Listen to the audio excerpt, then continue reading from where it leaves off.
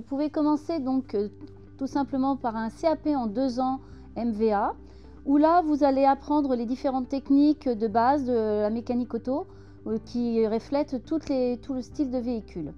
Dans un deuxième temps, vous allez pouvoir poursuivre avec un bac pro en 2 ans également, où vous allez faire des réparations un petit peu plus complexes avec l'outil DIAG. Après le bac professionnel, on peut continuer et peaufiner sa formation par un CQP, un certificat de qualification professionnelle, technicien expert après-vente automobile. Pour la maintenance automobile, voilà les différentes formations que les jeunes peuvent envisager.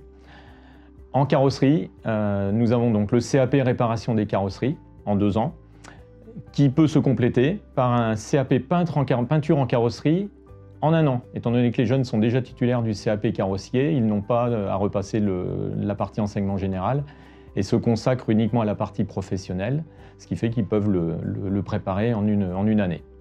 Toutes ces formations que vous avez sur notre centre de formation et dans d'autres se font en alternance. Toutes ces formations dont je viens de vous parler vont englober des matières professionnelles et des matières théoriques. Ces matières théoriques sont complémentaires et essentielles pour le bien-être de votre formation, car ils vont vous développer des capacités d'analyse et de réflexion par rapport aux différentes situations dans lesquelles vous allez vous trouver. Donc beaucoup de tâches très variées, puisqu'on peut aller de la révision. Donc révision, ça veut dire voilà, l'entretien courant, les vidanges, les plaquettes de frein. On a aussi donc au niveau de la mécanique de grosses interventions, par exemple sur les systèmes de confort. Un autre niveau aussi, c'est celui du diagnostic, donc diagnostic ou recherche de panne. Est avide de connaissances, est avide d'éveil, d'expérimentation et de remise en cause, voilà, et aimer tout ce qui est technique. Je dirais même qu'il faut aimer résoudre les énigmes. Tout à fait, les filles sont tout à fait aptes à exercer des métiers dans le milieu de l'automobile. On en a quelques-unes, et principalement en carrosserie ou en peinture auto. Alors les conseils que je pourrais vous donner pour trouver un maître d'apprentissage, tout simplement rester naturel, parler de vos motivations, allez voir les entreprises plutôt que d'envoyer des CV et des lettres de motivation en direct. Le contact au premier est très important, donc préparez-vous à pouvoir répondre à des questions. Vous pouvez parler aussi de votre historique, de votre famille, s'ils sont mécaniciens ou vous avez une passion de l'automobile. Parlez-en, développez tout ce qui peut être une motivation première pour qu'ils puissent vous choisir pour faire votre apprentissage.